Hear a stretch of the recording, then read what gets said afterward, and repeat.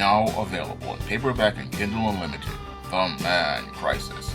Learn why so many men are struggling to find their way in an increasingly gynocentric world in The Man Crisis. Get your copy of The Man Crisis in paperback and Kindle Unlimited today. I was watching a Mr. Superboy video where he was talking about a Kansas mayor who was forced to resign after she signed a law stating for a mask mandate in her city. Now, this mayor received numerous death threats in phone calls and emails after she supported this mask mandate, but when I took a critical examination of what happened to her, I just saw it as another part of the growing explosion of rage that is going across this country.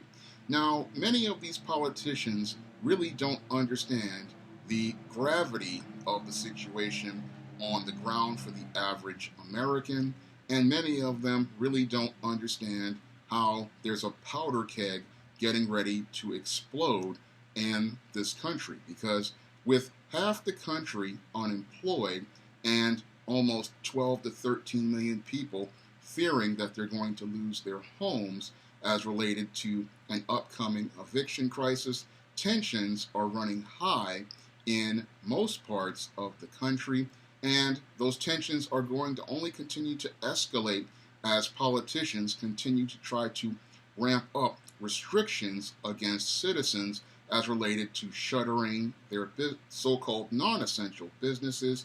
And all of this is leading to a lot of Americans whose nerves are already frazzled. These people are frustrated, and we have, again, a powder keg situation going on as related to economics. Now, most people don't believe that they are being protected by these politicians as related to these COVID-19 restrictions, and they see their economic way of life being disrupted as a threat to their freedoms. And with those disruptions to their freedoms, this is what's got many people on edge, because they believe that the country is turning into, in some cases, a dictatorship as they see it, based on these restrictions made by these local politicians like these mayors and these governors.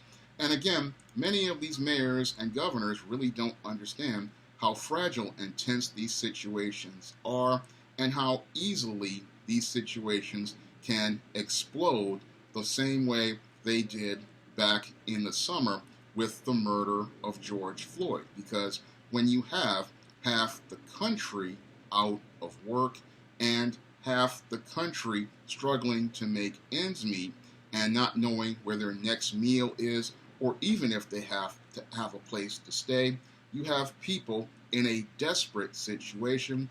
And when you have a nation in a desperate situation, that nation is on edge. And when I look at America, it's not only a nation on edge, it's a nation teetering towards a place I call a nation with nothing to lose, because most Americans are now in a place where they believe they have nothing to lose. And this is what happens when you have individuals who believe that they have no freedom, no economic resources, and no way to take care of themselves and their lives on the brink. And this is what really triggers people like those who made those threats against that Kansas mayor, and even those militiamen a couple of months ago who went to storm the State House with Gretchen Whitmer. Many of these people are on the brink, many of these people are on edge, and many of these people are teetering towards a place called nothing to lose. And many politicians do not understand the place of nothing to lose, because while they read about the Revolutionary War in history books, they never saw people at that place in their own lives. Many of these politicians think that they still have time, but they don't understand that they've alienated most of the American people, like the House and the Senate has, by taking 3 months out of American people's lives to give them unemployment extensions and stimulus money. Most of those American people who you closed their so-called non-essential businesses, took their jobs away, and then restricted their freedoms, are now really, again, frustrated and angry because they don't see a light at the end of this tunnel as related to COVID-19. And many of those people, they are, again, frazzled, on edge, and they see politicians taking them for granted once more, blowing them off, and then not listening to them.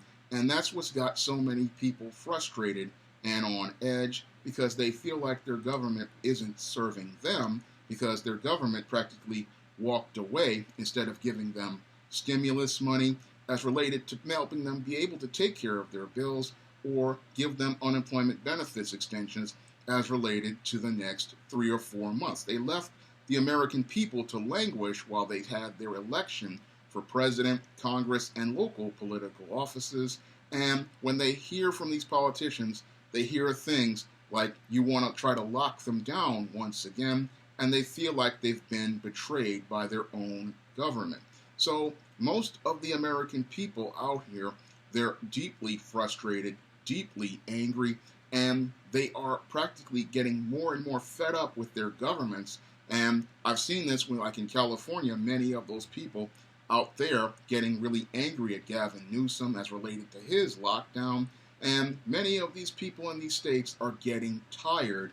And it's not just COVID fatigue, it's just also economic fatigue, because many politicians don't understand how most Americans were living before this pandemic. Most Americans before this pandemic were living paycheck to paycheck, and they were barely covering their bills from the jobs that they had as related to our current state of the economy. And many small businesses were living bill month to month, and many had a razor-thin profit margin, and this is why many businesses just couldn't come back. And industries like the restaurant industry are practically teetering on collapse in this country. Unfortunately, many politicians are out here talking about how they want to keep pushing more restrictions, not understanding they're pushing people to the brink and pushing people closer and closer to the edge.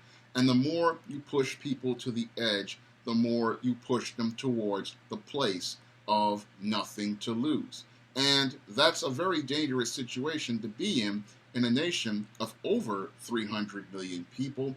When you have people in a place of nothing to lose, that's when things get dangerous, and that's when a pandemic turns into something just as ugly as what we saw with the murder of George Floyd and the aftermath of those riots that took place all across the country.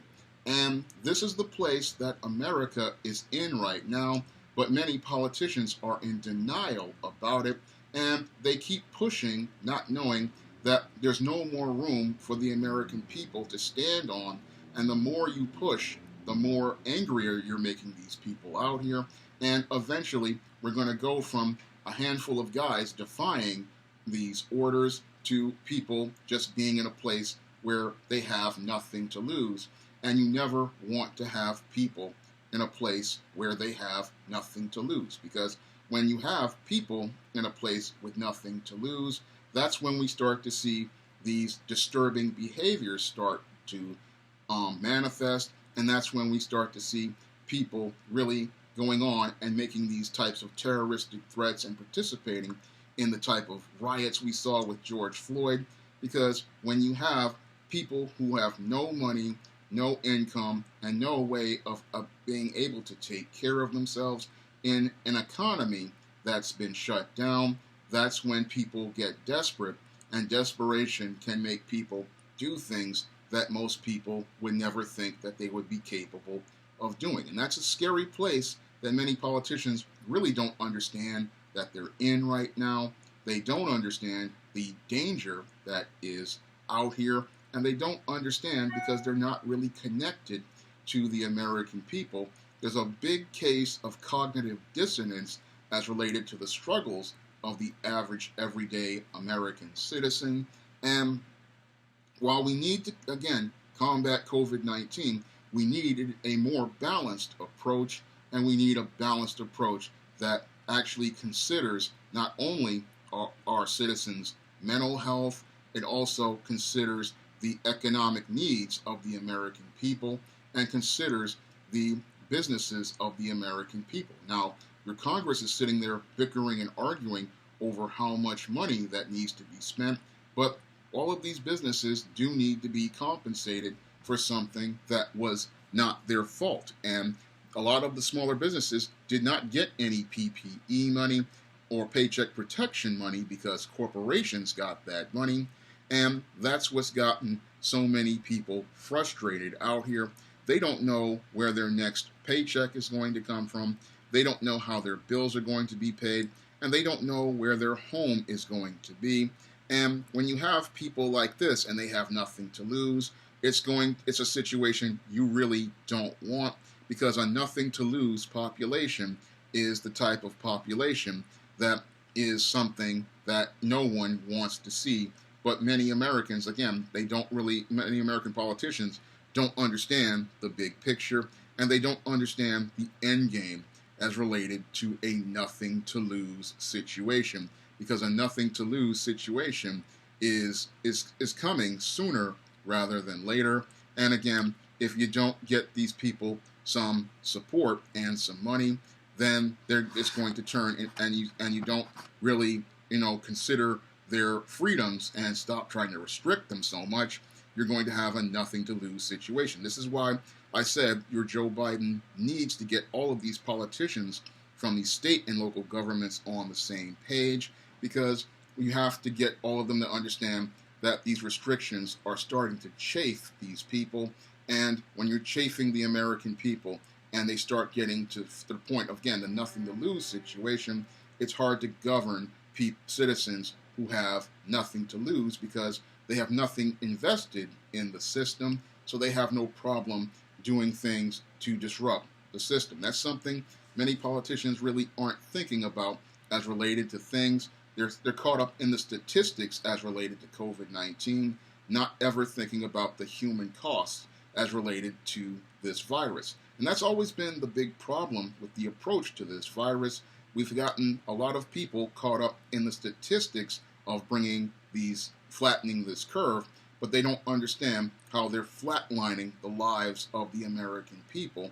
And there should have been some sort of thought about compromise as related to ensuring that local businesses could stay open and ensuring that the health of the American people could be maintained. I mean, there should have been a balance. Unfortunately, everybody ran with this flatten the curve theory based on emotion, instead of thinking critically about trying to preserve people's freedoms and preserve people's health and preserve the economy. There needed to be a more balanced approach. Unfortunately, it seems like politicians want to go back to the same old approaches that failed once before, not understanding the definition of insanity is doing the exact same thing and expecting a different result. And if you do the exact same thing and expect a different result, in this case, the people may just go so crazy that they hit the situation of nothing to lose.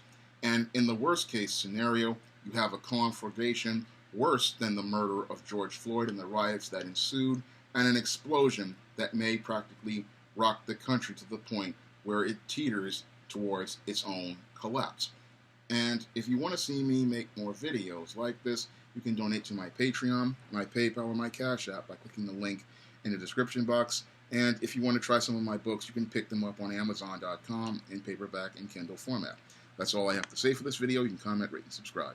Now available in paperback and Kindle Unlimited, ISIS, All That Glitters. The goddess next door takes on a bikini-clad bank robber in this action-packed, all-new ISIS series adventure. Get ISIS, All That Glitters in paperback and Kindle Unlimited today.